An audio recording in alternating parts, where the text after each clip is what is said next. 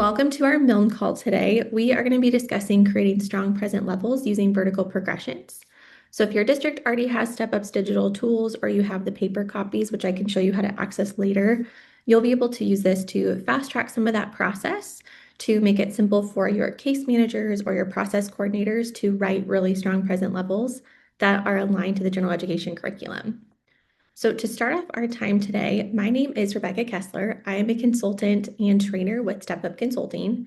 I'm also our lead special education consultant. So I have a background, as you can see, in a lot of different classrooms and ages and across some different specialties. So I had worked as assistive technology director and in special education with severe needs. And so I have a really fun love around this paperwork and how we can implement better IEPs for student success. So for our time today, we are going to look at, first off, how to access vertical progressions with StepUp. We have a lot of different ways to do that.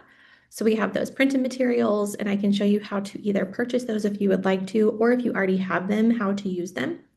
We have our digital tools, which is what most of our StepUp partner schools have, and then also our Insight tool. So I'll just show you the ways to get to that.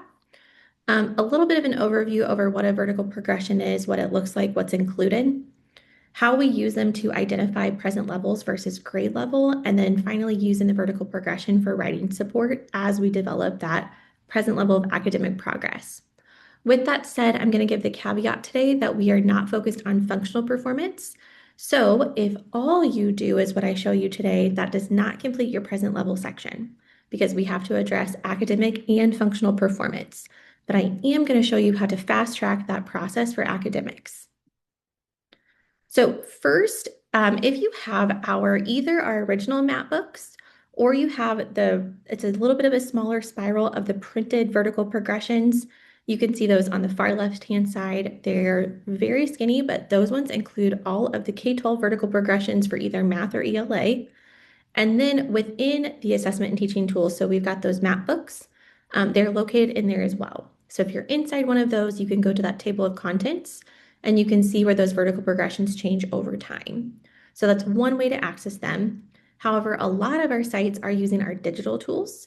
So you're going to see there's a short GIF over on the left-hand side of my screen right now that's just going to keep rolling through, but the direction's on the right-hand side. So if you have your client folder, you will open your MatLinks document. That document is the one that either has the little pictures of the map books or it has the circles in your client folder. Once you're in there, you can select the grade band and the subject. Then you can narrow down to the landing page with the individual grade. And then you can open up the vertical progression by topic. So if I were to go to third grade numbers base 10, like is what's kind of cycling through on the screen, I could open the vertical progressions for numbers base 10 as a concept and see how that changes over time. So that's the second way, is through your client folder. And the third is that we have several of our schools using our Insight tool. I'll talk more about Insight later, but if you're using that tool, you'll still go to your client folder, open your Insight tool, but then from there, you can just click on the vertical progression link or tab and it will open up within the tool itself. Once you do that, you can open again the vertical progression by topic. So we can see how comprehension changes over time or how fraction progresses over time. So we can choose that topic. So lots of ways to get to the same information. So next, we're going to do an overview of what's included in the vertical progressions and why this is important. So first off, at the very top, we'll be able to see that this is the K-5 Vertical Standards Learning Progression for phonics decoding. So I can see that topic right at the top of the band. As you're flipping through either manually or looking at digital copies, not every single standard for every topic will be on a vertical progression. These are really narrowed down to phonics decoding. I'm going to go back one screen. Okay. The next thing on that vertical progression that you'll see is essential vocabulary. This is essential for the teacher to know. These are not necessarily written in student-friendly terms. Like up at the top there, you can see syllabication or syllabication, diphthongs and digraphs. These are things that like we are starting to teach kids. Like whenever I was doing reading introduction in first grade, we were talking about digraphs, but this is really for your special education case managers to know these terms. So as they're thinking through what can a student do or not do, and they're reading in that standard, they may not know what a diphthong is because they're working with kids all over the place whenever it comes to abilities. So, getting everybody on the same page when it comes to the academic vocabulary that we're using to discuss either the gaps a student has or their areas of strength is really important. So, within this phonics decoding, you'll see this entire list of vocabulary that has either come from things like the DESE glossary, the item specs, anywhere that DESE has released that type of information to make it easy for teachers to have the same conversation. So then from there, you'll actually see all the standards that are a collection under each grade level related to, in this instance, phonics decoding. So for kindergarten, we see 3 standards. We've got producing and writing letter sounds, blending letter sounds, and recognizing new words can be created when letters are changed, added, or deleted. But as I progress through the grade levels, I can zoom down to first grade and I can see how that expands for first grade. So, what are some of the things that overlap? What are some of the things that change? How does that work for kids when it comes to that progression of what we want kids to learn over time? So, as we move down that page, then we can see the second and third grade expectations. So, in first and second grade, that really jumps to quite a few more standards for this phonics decoding. But then in third grade, I see it starts to taper down. So in third grade, there's only 4 related standards, and 2 of those are priorities.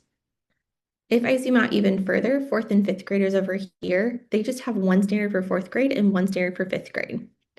With any vertical progression, we can see when a topic starts in the educational, like the general education continuum, or when it falls off. So there are sets of standards or topics of standards that start at third grade, that start at sixth grade, that in this case drop off after fifth grade, that we would assume that a student would have command of this topic by the end of fifth grade, moving into sixth grade. And so we can see that from those vertical progressions. So that's just kind of an overview of what's included on that tool. Now we're going to start thinking through how we can use that to really identify the present level versus grade level. So I'm just going to refer you really quickly. IDEA section 300.320, it's actually section 1.I. So that really first bullet there says how the child's disability affects the child's involvement and progress in the general education curriculum, i.e. the same curriculum as for non-disabled children. So in Missouri, our Missouri Learning Standards is that same curriculum that we would expect for all learners. So that's what we can really calibrate to, is what's happening in this area of need. So my step 1 is to identify the standards and skills at the student's grade level. So I'm going to see what they should be able to do with their non-disabled peers. And so what are the students expected to do, those skills and standards? So for here, for this fifth grader that we are assuming, I'm making this an imaginary fifth grader, that we are assuming that they should be able to decode words using knowledge of letter-sound correspondence, syllabication patterns, and morphology to read unfamiliar multisyllabic words in context. So that's what their same age peers are being expected to do. That needs to be in their present level if that's something they cannot do that their disability is impacting. So that's what they are not able to access.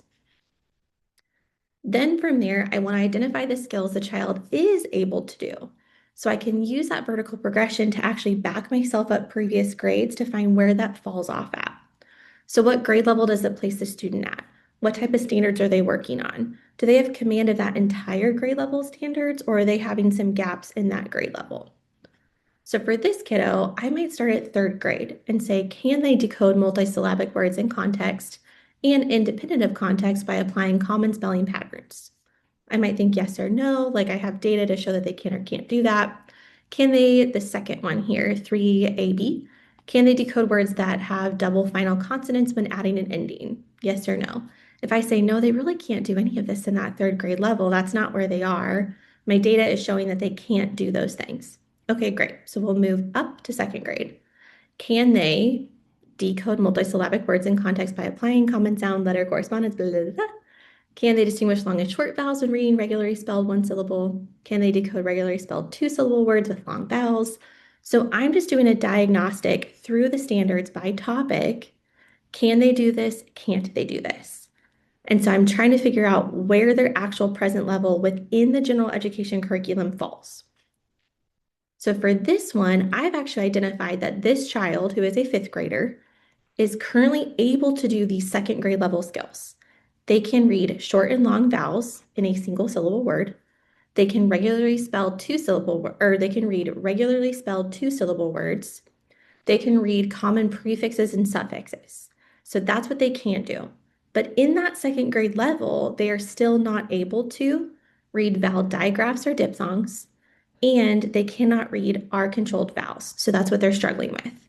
So now what I've identified is fifth grade is where they should be. Here's the standard for general education curriculum. What they can do is at the second grade level, they've got a command of all the first grade stuff, but in that second grade level, here's what they are able to do and what they struggle with. So I can use just that vertical progression to do that work. I've taken data on the kid, I've gotten to know the kid, I have evidence samples, I've listened to them read, I've presented some of these things as I get ready for that IEP meeting. So now we can use that vertical progression for writing support as we actually develop the present level. I'll show you that in just a second. But what I want to draw your attention to, this is within that DESE present level rubric, that what I've noticed in my work across the state is a lot of our special educators that are writing these IEPs have not seen this rubric. So if you just Google DESE present level rubric and provide that to your case managers, they will be more successful. So what it says in there, the impact statement contains specific observable skill deficits and links back to general education curriculum. That gen ed curriculum is the state standards. So I don't need to dig through Wonders or iReady Reading or any or Eureka Math. I don't need to dig through all those materials because those materials should be aligned to our state standards.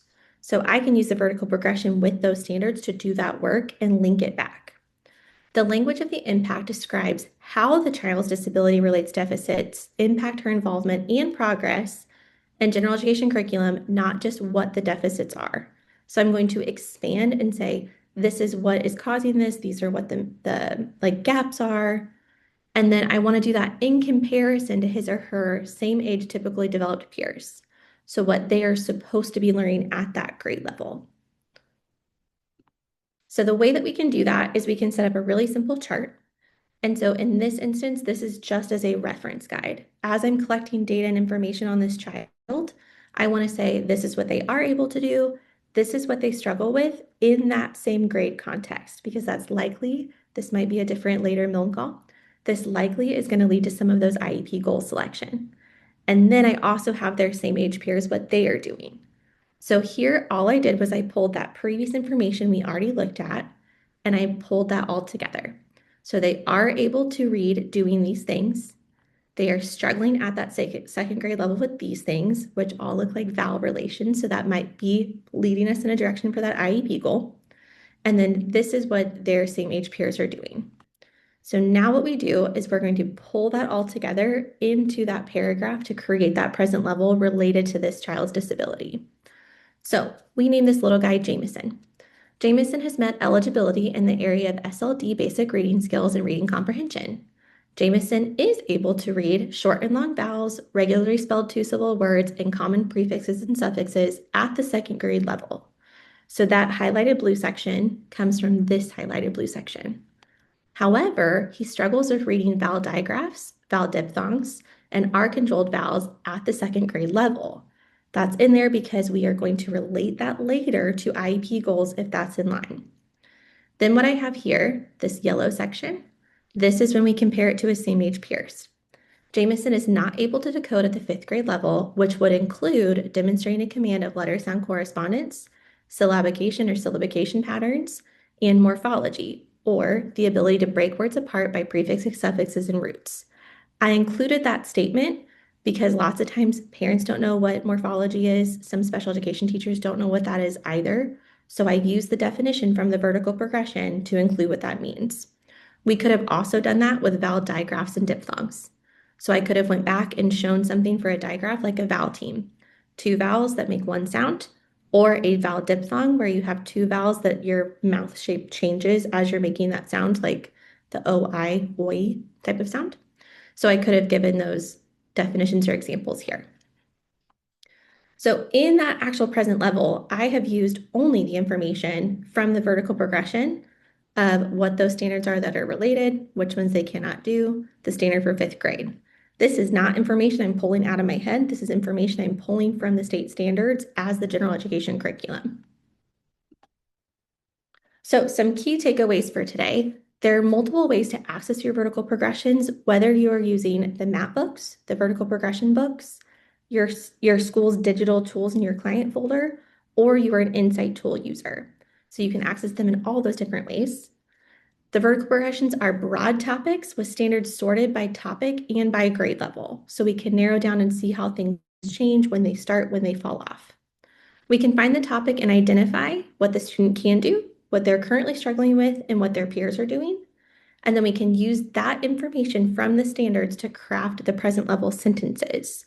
So it gives our case managers just a little bit more framing around how to use that language, how to incorporate across time. So if you're looking for any support with these types of things, a lot of our partner districts have a variety of the support resources that we have available on the left-hand side of the screen.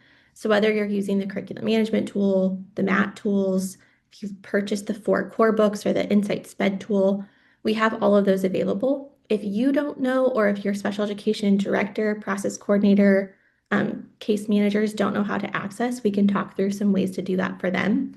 But those are some of the products that we have. Our vertical progressions books, I think, are on our site right now for $45. So if you want the paper copy, special education teams would really benefit the most from ELA and math. You don't really need the science and social studies. So that would be what my recommendation would be.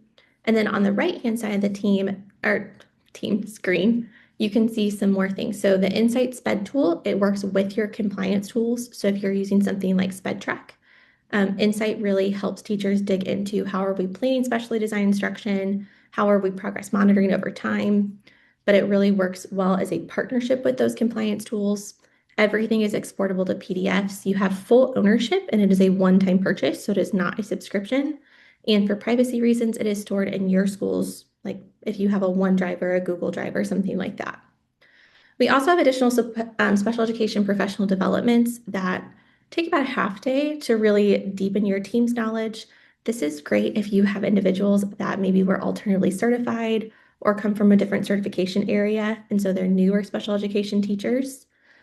Within that category, we've got how to design and write standards-based IEPs. So really creating those high-quality IEPs tightly aligned to standards for academics. Designing specially designed instruction. That's something I see a lot of teachers struggle with. And if you already have the MAT tools, it's a really simple training to help them connect the dots between what a student should be doing versus what they're currently able to do, how we draw that connection over time to really fast track some of those learning processes. We have a special training on the Missouri Assessment and Teaching Tools that is specific to special education teachers. So we deliver that for gen ed settings all the time, but we have a slightly different modified version for SPED. And then we also have our Insight Onboard training. So if any of that would be helpful to you or your districts, you can reach out at really any of your consultants. So if you know who your consultant is for your district, you can reach out to them, or you can email us and go online to stepupconsultingservices.com. And so with that, that kind of wraps up our time together. Please feel free to either come off mute and we can talk about questions, or you can put them in the chat. You can also reach me as the lead special education person on our team. You can reach me at RebeccaK@stepupconsultingservices.com. So with that, I hope that this was helpful for you today.